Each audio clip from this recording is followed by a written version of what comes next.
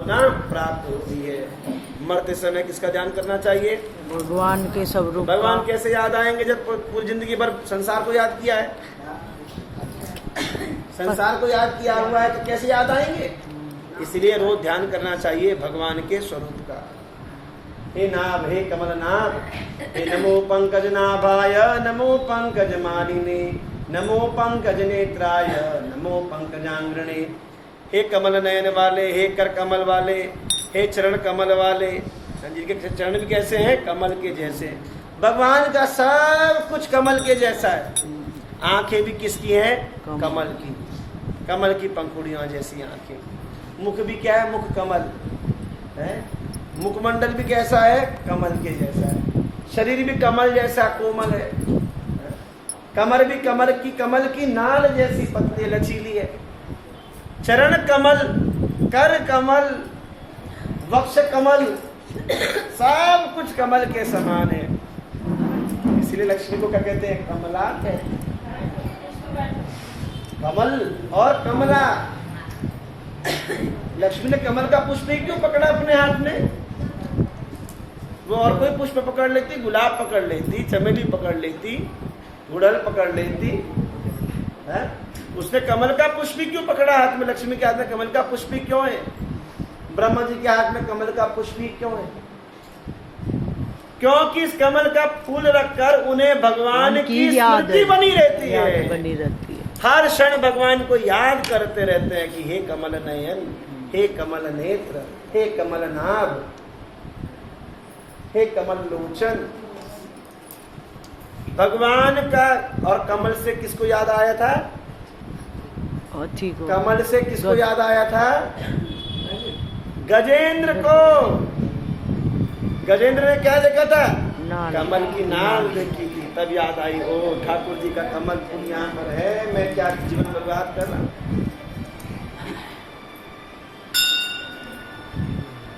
यथा यथा भगवतो भक्त्या परमया विदा निपाचोद्यादया शांतम्यम हरे चिंतयायु। शुद्ध भक्त जो भक्ति के द्वारा भगवान का निरंतर चिंतन करते रहते हैं, वे उन्हीं जैसा शरीर प्राप्त करते हैं। किसके द्वारा? शुद्ध भक्त जो भक्ति के द्वारा भगवान का निरंतर क्या करते हैं? चिंतन। भक्त क्या करते हैं? भगवान का चिंतन। चिंता नहीं करते भक्त। चिंता कौन करता है? हमारी चिंता भगवान करते हैं, हम चिंता नहीं करते। हमें चिंता नहीं जग की, उन्हें चिंता हमारी है। हमारी नाव के रक्षक सुदर्शन चक्रधारी है। हम क्यों करें चिंता? ठाकुर जी पालेंगे, हमको चिंता नहीं। अगर चिंता लेने वाले बन रहे तो खुद ही मालिक बन रहे हो। पहले दिन बताया था कि नौकर कभी भी खाने की चिंता नहीं करता, कपड़े की चिंता नहीं करता। नौकर की सारी चिंता मालिक करता है। नौकर तो अपना काम करता है, तनख्वाह कौन देगा? मालिक। तो उसकी तनख्वाह के लिए जब पैसे देने हैं, उसकी नौकरी कौन करता है? मालिक। मालिक नौकरी करता है नौकर को तनख्वाह देने के लिए। हाँ? वो दिन रात एक करता है किसके लिए? नौकर को तनख्वाह देने के लिए। नौकर तो केवल सेवा करता है बस। मालिक को टेंशन रहती है, इसको तनख्वाह देनी है, इसको खाना भी देना है। और सेवक तो बैठा है, राशन आएगा तो पका के खिलाएगा मालिक को, और वो भी खुद भी खाएगा। इसलिए भगवान का नौकर बनने में क्या है? आनंद है। सुखी कब होगा? कौन होगा? भगवान का नौकर बनने में क्या है? सुख है। मालिक बनने में कोई सुख नहीं है। मालिक बनने में टेंशन रहेगी। हाँ? क्योंकि मालिक बनना आसान नहीं है भाई। मालिक बनोगे डंडे खाओगे, डंडे, और कभी सुख का अनुभव नहीं करोगे। सुख का अनुभव कभी नहीं होगा, क्योंकि वास्तविक मालिक तो भगवान है। और जब भगवान का रिप्रेजेंटेटिव बनने की, प्रतिनिधित्व करने की भावना आती है, तो गिर जाते हैं। हमने कथा सुनाई है कई बार पहले भी। द्वारकाधीश में एक कौन था? झाड़ू लगाने वाला था भंगी। वह रोज झाड़ू लगाता और कहता कि भगवान तो देखो सुबह शाम खड़े रहते हैं, रात को सोने के लिए जाते हैं, कोई संडे नहीं, कोई ईद नहीं, कोई दिवाली नहीं, कोई छुट्टी नहीं इनकी। भगवान की छुट्टी होती कभी? ये भगवान की कभी छुट्टी क्यों नहीं होती? भगवान को तो आराम मिलना चाहिए। तो भगवान आपको आराम कब होता है? एक दिन जब पटवट बंद हो गई तो भगवान से जरा पर्सनल मीटिंग कर ली। भगवान को बोला, भगवान जरा तुम्हारी कभी छुट्टी वुट्टी होती है? भगवान बोले, हमको तो छुट्टी नहीं है, जब ग्रहण पड़ जाए फिर पट बंद हो जाते हैं, कब कब पड़ेगा पता नहीं, पर हमें तब भी तत्पर रहना पड़ता है, ग्रहण काल में कोई बुला लो जाना पड़ता है। बोला, क्या तुम इतने मालिक होके बैठे हो, आराम से कभी छुट्टी लिया करो। भगवान बोले, देख हमको छुट्टी नहीं है। बोला, तो क्या हुआ, कोई बड़ा काम थोड़ी ना, तुम छुट्टी पे चले जाओ एक दिन। भगवान बोले, मेरी जगह कौन खड़ा होगा? बोला, आपकी जगह मैं खड़ा हो जाऊंगा। कोई बड़ा काम थोड़ी ना है, तुम भी तो खड़े ही रहते हो, ना हिलते डुलते हो, कोई मत्था टेके तो भी कुछ नहीं कहते, कोई रोए तो भी कुछ नहीं कहते, तुम तो बस ऐसे खड़े होते हो बस। तो इसमें परेशानी क्या है? कोई नारियल फोड़े, लड्डू चढ़ाए, माला पहनाए, तिलक लगाए, पानी डाले, सिक्का फेंके, तुम तो टस से मस नहीं होते। तो भगवान कौन खड़ा होगा? बोला, एक दिन अपना स्वरूप मुझे दे दो, आप अरे कौन पहचानेगा? चुपचाप से मैं खड़ा हो जाऊंगा और आप आराम से अपना काम करना, रेस्ट करना, छुट्टी, एक दिन आराम से मस्ती मारो। भगवान ने बोला, आसान काम नहीं है भाई। बोला, अरे कोई नहीं, दे तो दो कम से कम। भगवान ने कहा, देख एक शर्त पे, जैसे मैं कोई कुछ भी कहे मैं हिलता डुलता नहीं हूँ, तुझे भी हिलना डुलना नहीं है, कुछ भी हो जाए, पाप का पाप हो जाए, अन्याय से अन्याय हो जाए, तुझे कुछ नहीं कहना, चुप रहना है बिल्कुल। बोला, कोई बड़ी बात थोड़ी ना है, हो जाऊंगा। अगले दिन सुबह भगवान ने उसे अपने द्वारकाधीश का स्वरूप दे दिया। अब मूर्ति की जगह भाई साहब पेंट वेंट लगा के खड़े हो गए, जैसे भगवान ने दिया होगा स्वरूप। और भगवान क्या हुआ? भगवान आराम से अपना रेस्ट करने चले गए। भगवान कहाँ सोएंगे? भगवान को चिंता है, ये नालायक खड़ा हुआ है, पता नहीं क्या करेगा, क्या करेगा। कभी भी एक जिम्मेदार आदमी दूसरे को जब जिम्मेदारी देता है तो इतनी जल्दी निश्चित नहीं होता। उसके दिमाग में टेंशन में रहती है, काम ढंग से करेगा कि नहीं करेगा। हमारे पिताजी को भी चिंता रहती है कि अलग रहने में क्या ढंग से करेगा कि नहीं करेगा। सही है, होती है, सही और होनी भी चाहिए। उन्हें चिंता रहती है, सही करेगा नहीं करेगा। अरे बोलते हम 34 साल के हो गए, अभी अब तक करने वाला बच्चा भी ना, तब भी चिंता रहती है। ऐसे ही भगवान को चिंता बनी हुई थी, वो वहाँ आराम से खड़ा था। तो आज सुबह सबसे पहले एक बनिया जी आ गए गुप्ता परिवार से। गुप्ता जी गाड़ी में बैठ के आए और गुप्ता जी खूब धन लेकर आए थे, झोला तो बड़ा लेकर आए थे, 2 थैले भर के लाए थे नोटों के चढ़ाने के लिए। और गुप्ता जी ने एक तो हुंडी में डाल दिया और प्रणाम करते हुए जो यहाँ कसनी में कसा था वो थैली वहीं छूट गई। अब जो द्वारकाधीश तेरे पैसे, बोले याद आया बोलना नहीं, इसलिए इसने अपना मुंह बंद कर लिया। और जब चले जाकर उठा के रख दूंगा साइड में। पर हुआ क्या, तब तक एक बेचारा दूर से भटकता हुआ एक गरीब भक्त बेचारा भगवान के वहां पहुंचा। ब्राह्मण जरा गरीब था, उसकी झोली में केवल 1 टका था, वही उसकी बैंक की पूंजी भी थी, वही उसका खाना भी था, वही उसकी जेब, सब कुछ वही संपत्ति थी उसकी। उसने कहा, ठाकुर जी मेरे पास तो कुछ नहीं है, ये 1 टका है, ये भी किसकी है? आपकी संपत्ति। वो 1 टका ठाकुर जी की हुंडी में डाल दिया। और जब प्रणाम करके उठा तो उसको क्या दिखा? थैला दिखा।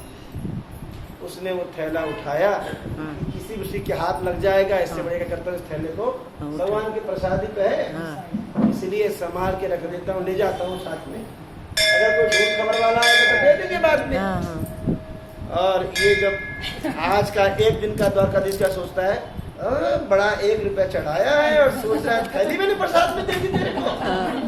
रुक, और याद आया भगवान ने बोला है कौन कर रहा है, इसीलिए दोबारा चुप हो गए। तब तक एक आदमी व्यापारी आया, अपनी नाव समुद्र के किनारे, द्वारकाधीश है, समुद्र के किनारे उसने अपनी नाव पानी का जहाज लगाया और दर्शन करने की भावना से कहाँ पे आया, द्वारकाधीश का दर्शन करने आया। धूप बहुत थी बाहर, इधर से धूप बहुत थी, इधर से इधर तो से। उसने सोचा कि आधा एक घंटा भगवान के मंदिर में क्या कर लेता हूँ, विश्राम कर लेता हूँ। हर की पौड़ी लो विश्राम, जब बोलो तुम राम जब राम बोलो राम ही राम। राम। भगवान की पैड़ी में उसने विश्राम करना चाह, दर्शन किए। अब विश्राम करके तो उसके व्यापारी आदमी था, व्यापारी के पास तो भाई फोन, बड़ा थैला, सब कुछ था, वो आराम से टेंशन फ्री होकर सो रहा था। तभी जिस गुप्ता जी के पैसे चोरी हुए थे, वही पहुंच गुप्ता जी पुलिस लेकर आ गए। अब पुलिस आई मंदिर में, देखे भैया कहाँ है कहाँ है कहाँ है, तो पुलिस वालों ने देखा कि ओ देखो ये व्यापारी, बड़ा पैसा है इसके पास, कहाँ से आए आज ही आज में, यही पक्का चोर है, इसे उठाओ, कहाँ ले जाओ, जेल में ले जाओ, बंदी बना लो इसे। अब ये द्वारकाधीश से रहा नहीं गया, कह रहा सुबह भी नहीं बोला, दोपहर में भी नहीं बोला, ये भगवान तो बड़ा अन्याय होने देते हैं सामने सामने अपने, हिलते डुलते नहीं है। देखो तो मेरे को, मेरी आंखों से दिख रहा है अन्याय हो रहा है। अच्छा हुआ मैं सुबह से खड़ा हूँ यहाँ पे, नहीं तो भगवान तो कुछ कहे नहीं, तुरंत खड़े हो गए, तथास्तु मैं द्वारकाधीश, तुम गलत करते हैं। वो घबरा गए कि भगवान का, आज भगवान स्वयं विग्रह से प्रकट हो गए, भैया आप तुम बड़े भक्त हैं, देखो भैया तुम्हारे पैसे इसने चोरी नहीं करे, तुम्हारे पैसे तो एक ब्राह्मण ले गया है और ये निर्दोष है, इसे छोड़ दो। व्यापारी ने भी बोला कि वाह ठाकुर जी, धन्य ठाकुर जी, आज तो बढ़िया दर्शन को आया, ठाकुर जी का साक्षात दर्शन हो गया। और उन्होंने उसे छोड़ दिया, चले गए और बाग में दोबारा शामिल भी हो गए भगवान की जगह पे। पुजारी तो खबर पहुंची नहीं, उससे पहले भगवान ने बोला कि चल फटाफट आ जा, मेरे पुजारी आने, मेरे पुजारी मुझे पहचानते हैं कि मेरे स्वरूप को पहचानते हैं, कोई नकली आ जाए पहचान जाएंगे वो, तो हट जा। अब जब आए तो उसने देखा कि भगवान तो छुट्टी मनाकर आए हैं, संडे की छुट्टी मना के आए हैं, तो भगवान खुश होंगे बड़ा कि मेरे किसी ने सोचा है मेरे बारे में। भगवान का तो मुंह लाल रखा था, आंखें नीली बिल्कुल, कभी फाड़ेंगे इसको हिरण्यकश्यप की तरह। बोला भगवान आप इतने गुस्सा में क्यों हैं, मैंने तो आपको छुट्टी दी थी, क्या आराम नहीं मिला? हाँ तो बढ़िया आराम हुआ होगा। भगवान ने बोला तूने आराम, तूने तो हमारा जीना आराम कर दिया है, क्या किया? भगवान, अरे बड़े भगवान आप खड़े होते कुछ कहते नहीं हो, इतने लोग मत्था टेक के जाते कुछ नहीं कहते, देखो आज मैंने आपका स्वरूप धारण किया ना, इतना बड़ा अन्याय होने से बचा लिया। वो उसको बिना बात बंदी बना के ले जाते जेल में, व्यापारी को मैंने बचा लिया। भगवान ने कहा तू अपनी खोपड़ी से, जैसी तेरी खोपड़ी है झाड़ू मारने की, वैसी तेरी तो काम है, वैसी तेरी बुद्धि भी है क्या? भगवान ने बताया जो बनिया आया था, गुप्ता आया था, वो दुनिया से ब्याज ले लेकर इकट्ठा करता है और अपने काले धन को मेरे पे चढ़ा के क्या करता है, सफेद करता है। उसमें भी जब यहाँ लाकर आया तो भी उसके मन में काला मना, उसका मन काला हो गया। घर से 2 थैले लेकर आया था, एक चढ़ा दिया, सोचता है एक छुपा के ले जाऊंगा, इसलिए मैंने उसका यही छुड़वा दिया धन। तो बोला ठीक है, और जो उसने 1 रुपया चढ़ाया वो उठा के ले गया। भगवान ने कहा देखो उसकी पूरी संपत्ति 1 रुपये ही थी, ये नहीं कि किसी के पास करोड़ों की संपत्ति, किसी के पास करोड़ था उसने 1 लाख दिया भगवान को, तो कोई बड़ा काम नहीं किया। और किसी के पास 100 रुपए थे, वो 100 के रुपए भी भगवान को दे दिए, तो ये बड़ा काम किया। जिसका जितना सामर्थ्य होगा वो उतना ही देगा। भगवान केवल भावना को स्वीकार करेंगे। हाँ? इसलिए मैंने उसको फलस्वरूप भेंट में वह थैली देनी चाहिए, और वो रखता नहीं अपने पास, वो तो वापस लेने वाला था कल। बोला चलो ये भी ठीक है, पर अब देखो मैंने 2 बारी में कुछ नहीं कहा था, और तीसरी बारी में बोलना पड़ा ना, वो निर्दोष को ले जा रहे थे। भगवान ने कहा नहीं निर्दोष नहीं, मुझे पता है वो निर्दोष है। वो कल सुबह क्लियर हो जाता कि जब ब्राह्मण थैला लाता तो सब क्लियर हो जाता कि कौन दोषी और कौन निर्दोष है। हाँ? पर आज इसने नाव अपनी यहाँ पे लगाई है और इसने मेरी शरण स्वीकार करी। ये मेरे मंदिर में सोया था, विश्राम किया था, और आज रात को क्या हुआ, नाव इसकी नाव में जाएगी और समुद्र में तूफान आने वाला है जिसमें इसकी नाव डूबने वाली है, पर ये उससे पूर्व मेरी शरण में आ गया, इसने मेरे मंदिर में विश्राम कर लिया। इसलिए मैं चाहता था कि एक रात अगर जेल में बिता देगा तो ये उससे बच जाएगा। तूने मेरी प्लान, भगवान की जो प्लानिंग है वो बहुत दूर की है, जहाँ तो हम पहुंच भी नहीं सकते। जहाँ पे हमारी खत्म होती है वहां पे भगवान की सोच शुरू होती है। जहाँ पे हमारी खत्म होती है बुद्धि, क्योंकि हम बुद्धि प्रदा पिता, भगवान कहते हैं मैं बुद्धि प्रदान करने वाला पिता हूँ। तो जब बुद्धि देने वाला बाप वो है, हम कहाँ से बुद्धि लगा रहे हैं? हमारी खोपड़ी तो केवल ऐसी है।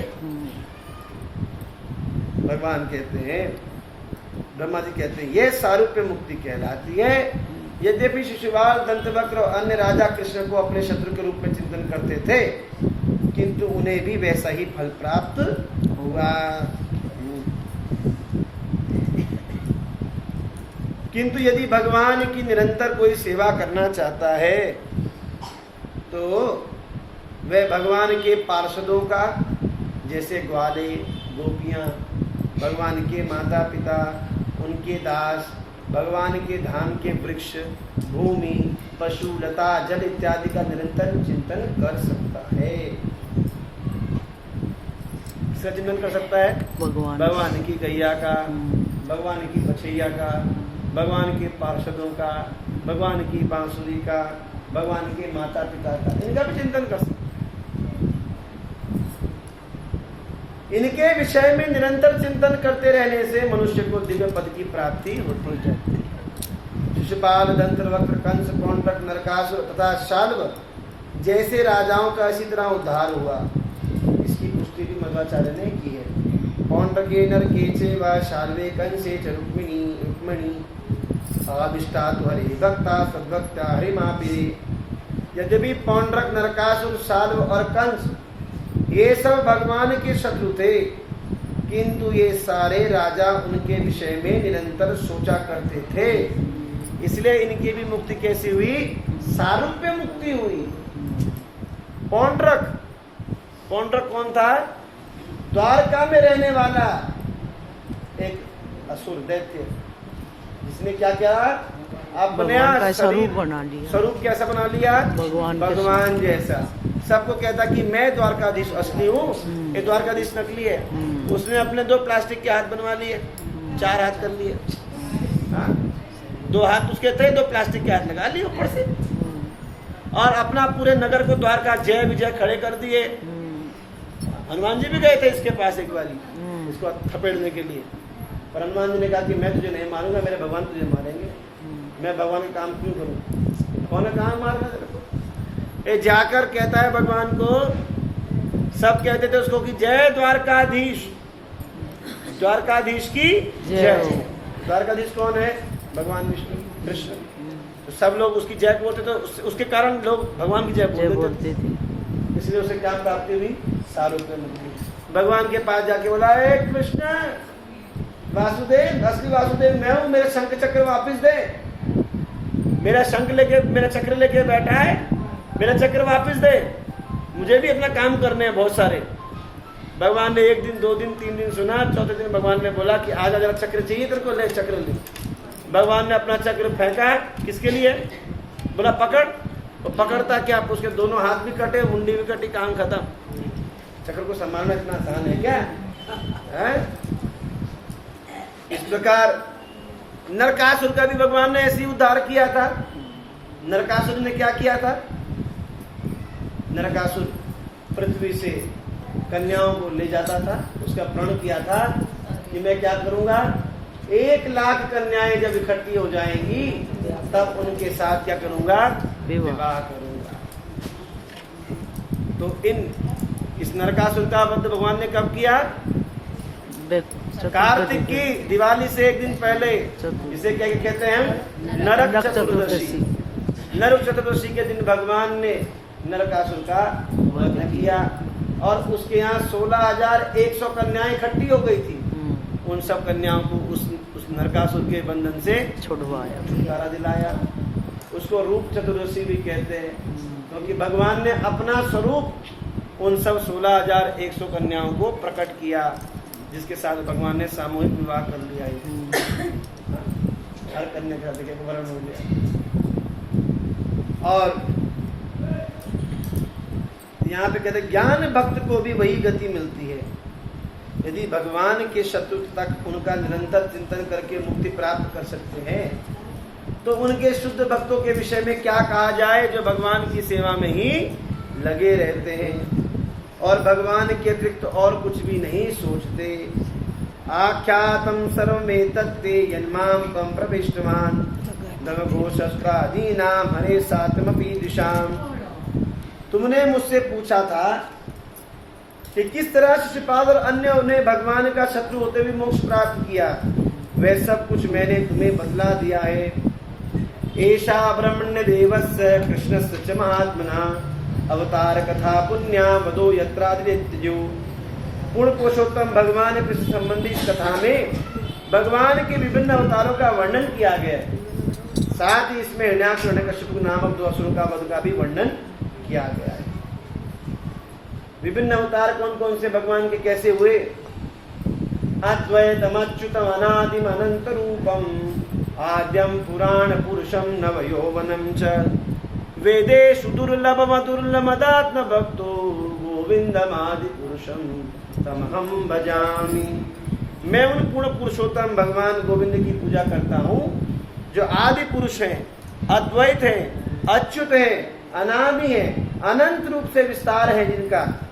यद्यपि वे सबसे प्राचीन पुरुष हैं, फिर भी वे सदा नवयुवक जैसे प्रतीत होते हैं। भगवान ऐसे नित्य आनंदमय और सर्वज्ञ हैं, वेदों के शैक्षणिक ज्ञान से उनको समझा नहीं जा सकता, किंतु वे शुद्ध अन्य भक्तों के लिए सदैव प्रकट होते हैं। निसंदेह समस्त प्रामाणिक शास्त्रों में अवतारों का वर्णन हुआ है, पुराणों में, उपनिषदों में, वेदों में, सब जगह क्या हुआ है? भगवान के अवतारों का वर्णन हुआ है। क्योंकि शास्त्रों में अवतारों का वर्णन है, कोई भी मनुष्य अवतार नहीं बन सकता। यद्यपि कलयुग में ये क्या हो गया है, फैशन जैसा हो गया है, मतलब कितने भगवान प्रकट होते हैं। शास्त्रों में अवतारों का वर्णन है, इसलिए किसी ढोंगी अवतार को स्वीकार करने का खतरा मोल लेने से पूर्व शास्त्रों को पढ़ना चाहिए। कोई कहे कि मैं भगवान हूँ, उसे भगवान मानने से पहले शास्त्रों को ढंग से देखना चाहिए। उससे पूछो कि प्रमाण क्या है तेरे भगवान होने का। शास्त्रों में सर्वत्र कहा गया है कि यदि कृष्ण आदि भगवान हैं और उनके असंख्य अवतार हैं। ब्रह्म संहिता में अन्यत्र कहा गया, रामादि मूर्ति शुक्ला नियमेन तिष्ठन् नानावतारम करोत् भुवनेषु किंतु। राम, नरसिंह और अनेक एक के बाद एक पूर्ण पुरुषों में भगवान के अवतार हुए। कृष्ण के बाद बलराम, बलराम के बाद संकर्षण, संकर्षण के बाद अनिरुद्ध, अनिरुद्ध के बाद प्रद्युम्न, नारायण, फिर पुरुष अवतार, फिर महाविष्णु, गर्भदक्षाय विष्णु, कारणदक्षाय विष्णु, शिरोदक्षाय विष्णु, भगवान के अवतार हैं। मनुष्य को इन अवतारों के बारे में सुनना चाहिए। ऐसे अवतारों के वर्णन कथाएं कहलाती हैं। क्या कहलाती हैं? कथाएं। इन कथाओं का श्रवण और कीर्तन पवित्र होता है। श्रुताम सुखताम कृष्ण पुण्य श्रवण। जो उन्हें सुनता है और उनका कीर्तन करता है, वे भौतिक कलमश से मुक्त बन जाता है। क्या सुनने से? भगवान की कथा सुनने से। जब भी अवतारों का प्रसंग आता है तो धार्मिक सिद्धांतों की स्थापना होती है और कृष्ण के विरोधी असुर मारे जाते हैं। धर्म संस्थापनार्थाय संभवामि युगे युगे। तो पहला क्या कारण है? पवित्र परित्राणाय साधनाम। दूसरा विनाशाय च दुष्कृताम्। और तीसरा धर्म संस्थापनार्थाय, धर्म की स्थापना, धर्म के सिद्धांत की स्थापना की। भगवान के रूप में कृष्ण की स्थापना करना और उन ढोंगियों का वध करना जो मिथ्या ही अपने को अवतार कहते हैं। तो हमारे यहाँ क्या है? यदि हम नरसिंह भगवान और प्रहलाद महाराज की शरण ले लें तो कृष्ण के विरोधी असुरों को मारना और इस तरह कृष्ण वर्चस्व को स्थापित करना क्या हो जाएगा? आसान हो जाएगा। इसलिए भक्तों को चाहिए किसकी उपासना करे? नरसिंह भगवान का रोज ध्यान करे। वो करने से क्या होगा? भक्ति के विरोधी जो लोग होंगे वो अपने आप ही मारे जाएंगे। कृष्णस्तु भगवान स्वयं, क्योंकि भगवान कौन है? कृष्ण। ध्यान रखने, भगवान कौन है? कृष्ण। कृष्ण ही भगवान है। एते चांस कला पुंसाम कृष्णस्तु भगवान स्वयं। भागवत में भगवान ने साफ कहा विद्या जी ने कि सब बाकी सब क्या है? अंश अवतार है, कला अवतार है भगवान के। पर भगवान का पूर्ण अवतार कौन है? पूर्ण कौन है? अवतार नहीं, वो कृष्ण क्या है? अवतार ही है। कृष्ण क्या है? अवतारी। उनसे सब लोग अवतार लेते हैं। बाकी सब लोग किससे अवतार लेते हैं? कृष्ण से। नरसिंह किसका अवतार है? कृष्ण का अवतार। राम नरसिंह जो भी है सब किसके अवतार है? भगवान कृष्ण।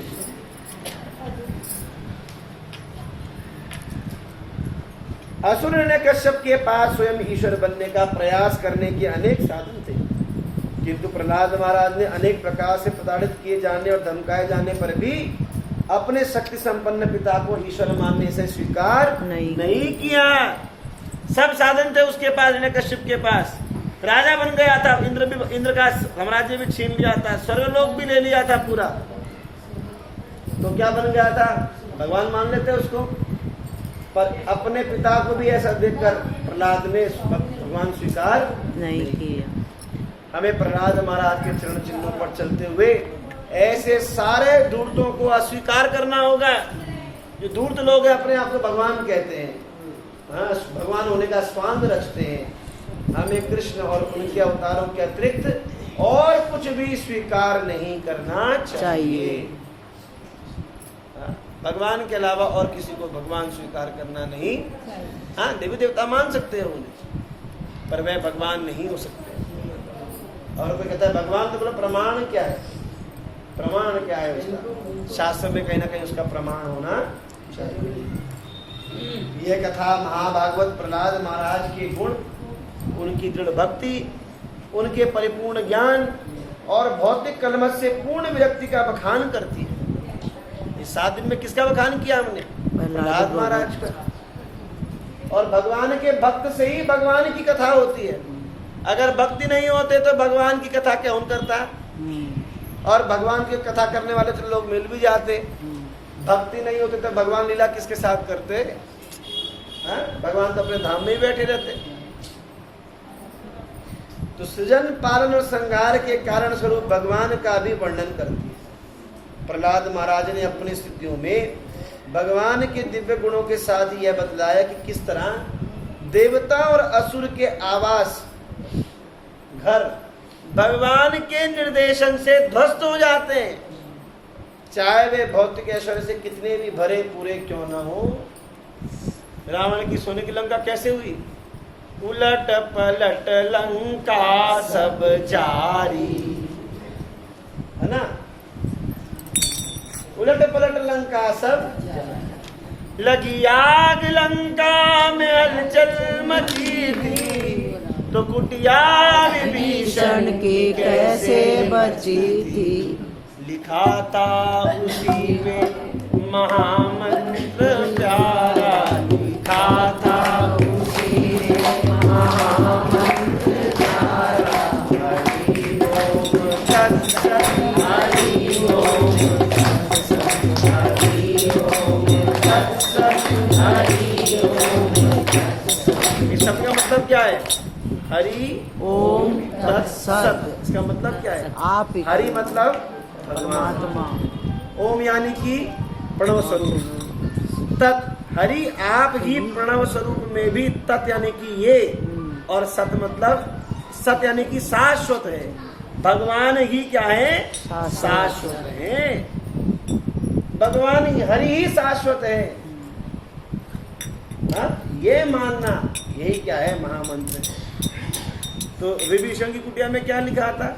रामायुध अंकित ग्रह, शोभा बरनी न जाए, नभ तुलसी का वृंद देख हर्ष कपिराय। मंदिर मंदिर करे प्रतिशोधा, जहाँ तहाँ जुत अगणित योधा। तब क्या दिखा उसे? तुलसी हरि मंदिर तहाँ भिन्न बनावा, लंका निशिचर निकर निवासा, यहाँ कहाँ सज्जन गरवासा।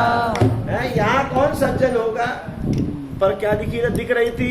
विभीषण की घर के ऊपर ध्वजा फहरा रही थी। इतनी बड़ी लंका में हनुमान जी को क्या दिख गई? विभीषण की कुटिया के ऊपर झंडा दिख गया।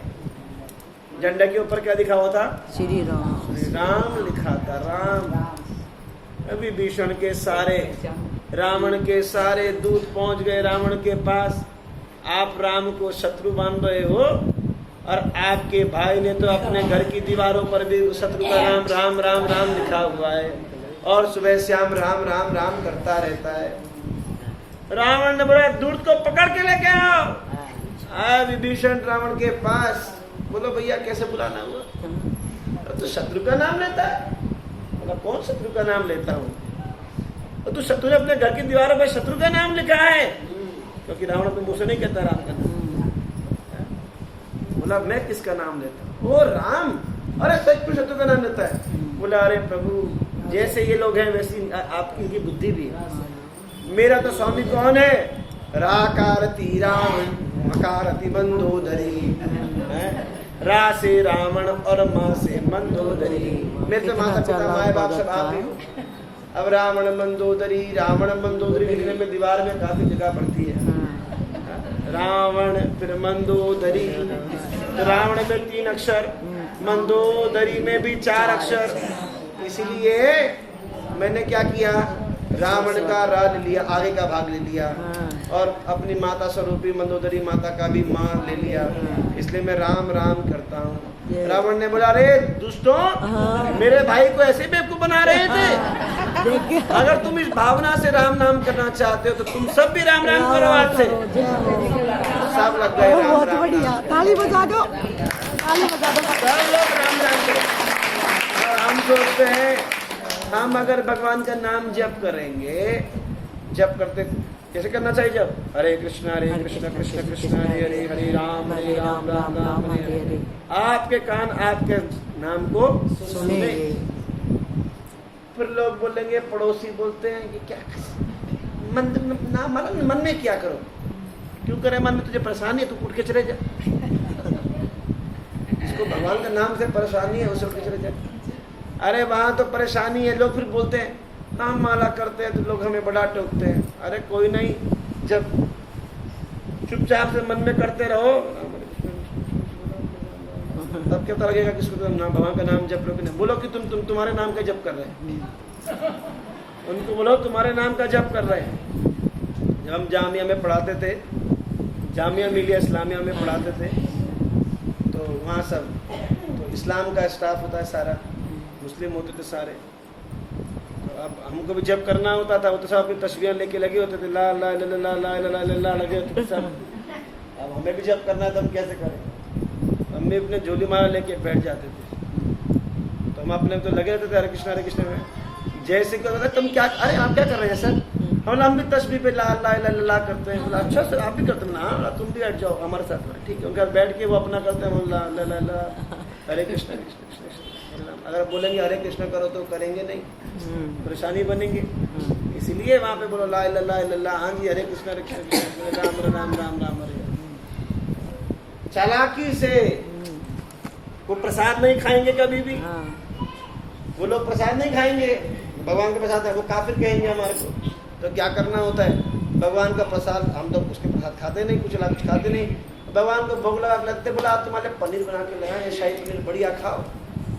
वो पनीर सोच के खाएं और खाते हैं, इस बहाने उनका कल्याण होगा कभी न कभी। तो भगवान के भक्त के पास 2 चीजें बाण है। क्या है? बाण। ये नास्तिकों को भी भक्त बनाने की 2 कलाएं हैं। क्या? पहला नाम और दूसरा भगवान का प्रसाद। जो घर में अगर भक्त नहीं है, भगवान की भक्ति करके राजी नहीं है, नहीं वो करने देता, क्या करो? सुंदर रसोई बनाओ, बढ़िया उनका जो उनको पसंद हो, ये नहीं मांस मछली नहीं, पर जो भगवान को जैसे सात्विक खाना जो होता है, जो उनको पसंद हो, वैसा खाना हफ्ते में 3-4 बारी बनाओ और सुंदर सुंदर तरीके से ठाकुर जी को तुलसी बदरा के भोग लगाओ। उन्हें मत बताओ कि प्रसाद, उन्हें बोला आप तुम्हारी मनपसंद बनाया खाओ, और उन्हें वो प्रसाद खिलाओ। वो प्रसाद खाने से उनकी बुद्धि धीरे धीरे धीरे धीरे क्या हो जाएगी, सुधर जाएगी और वे भगवान की भक्ति में आ जाएगी। अभी तो अब हमारे प्रभुपाद जी ने विदेश में प्रचार कैसे किया, विदेशियों को भक्त कैसे बनाया। प्रभुपाद जी जब विदेश में गए तो सब विदेशी लोग तो भजन भी नहीं करते थे, तो प्रभुपाद जी रोज गुलाब जामुन बनाते और एक डोंगे में गुलाब जामुन रख के कमरे के बाहर एक टेबल पे रख देते, उसके ऊपर एक घंटी टांगी हुई थी, उसके ऊपर क्या होता, take 1 and ring that bell and chant Hare Krishna Krishna Krishna Hare Hare Ram Ram Ram Hare Hare. विदेशी लोग आते उसमें से गुलाब जामुन उठाते, घंटी बजाते और जोर से बोलते हरे कृष्णा कृष्णा कृष्णा हरे हरे राम राम राम हरे हरे। एक गुलाब जामुन का ऐसा चस्का चढ़ा कि गुलाब जामुन के बहाने हरे कृष्ण महामंत्र करने लग गए। और फिर 2-3 दिन के बाद Swami ji came from India, और उसके बाद स्वामी जी के पास आके स्वामी जी ने माला देनी शुरू करी और सब धीरे धीरे भक्ति का प्रचार प्रसार होते होते प्रभुपाद जी ने अपने जीवन के आखिरी 11 सालों में पूरे विश्व में 108 मंदिर बना दिए। विश्व में, भारत में नहीं, विश्व में जहाँ कृष्ण नाम को कोई जानता भी नहीं था वहां भी कृष्ण के मंदिर बना दिए। ये किसके प्रताप से? प्रसाद। प्रभुपाद जी बोलते हैं मेरी बुलेट है, गुलाब जामुन की बोलती है बुलेट है, बुलेट। जैसे गोली चलती है तो आदमी घायल हो जाता है, ऐसी प्रसाद का गुलाब जामुन खिलाओ और इन्हें भक्ति के द्वारा घायल कर दो। भक्ति से घायल होंगे, इन्फेक्शन फैलेगा, भक्ति का इन्फेक्शन फैलेगा तो अपने आप आएंगे। खिचड़ी खाने के लिए हम लोग मंदिर में आते, कितने लोग ऐसे जो खिचड़ी खा के भक्त बन गए। मंदिर में आते हैं यहाँ खिचड़ी खाने के लिए, और खिचड़ी खाने के लोग आते गए फिर मंदिर में घुसे, कीर्तन में बैठे, फिर माला करनी शुरू करी, दर्शन करना शुरू किया और भक्त बन गए।